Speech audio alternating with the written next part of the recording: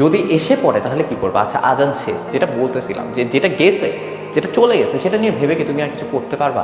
একটা পেইন্টিং দেখছিলাম, হ্যাঁ, যে মানে মানুষ ইউজুয়ালি যেটা করে সবসময় হচ্ছে পাস্টের দিকে ঝুঁকে থাকে, অ্যান্ড দ্যাটস ওয়াই সে প্রেজেন্টও হারায়, ফিউচারও হারায়। সবসময় সে পাস্টের জন্য করে থাকে। অ্যান্ড আমরা এটাই আমাদের সমস্যা এখানে, আমরা পাস্টের জন্য বারবার ফল করি যে হ্যাঁ আমরা যদি এই কাজটা এইভাবে করতাম তাহলে এখন হয়তো প্রেজেন্টটা এমন হয়তো হয়। তুমি তাহলে প্রেজেন্টে এমন কিছু করো যাতে ফিউচারটা ঠিক হয়। তুমি পাস্ট নিয়ে এখন বসে রিগ্রেট করতেছো যে আমি পাস্টে ওইটা না করলে প্রেজেন্টটা এমন আর সুন্দর হইতো, আর 2 দিন পর আবার ফিউচারে গিয়ে রিগ্রেট করবো যে আমি যদি তখন বসে পাস্ট নিয়ে না ঘেনাইতাম তাহলে আমার এখনকার প্রেজেন্ট সুন্দর হইতো। এই এই এই লুপ চলতেই থাকবে তোমার খালি।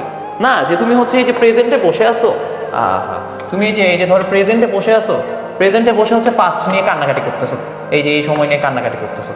আবার যখন তুমি ফিউচারে চলে যাবা, এখন বসে তুমি ভাববা যে এই সময়টায় তুমি যদি এই পাস্ট নিয়ে কান্নাকাটি না করতে তাহলে তোমার এই সময়টা কত সুন্দর হইতো। তুমি এখানেও যেটা ভাবতেছিলা, এখানে একই জিনিস ভাবতেছো, আবার তুমি এখানে বসে পাস্ট নিয়ে ভাবতেছো, আবার তোমার একই জিনিস চলতেই থাকবে। পাস্ট নিয়ে ভাবাভাবি বাদ দাও, যা গেছে গেছে, সামনেরটা সুন্দর করো।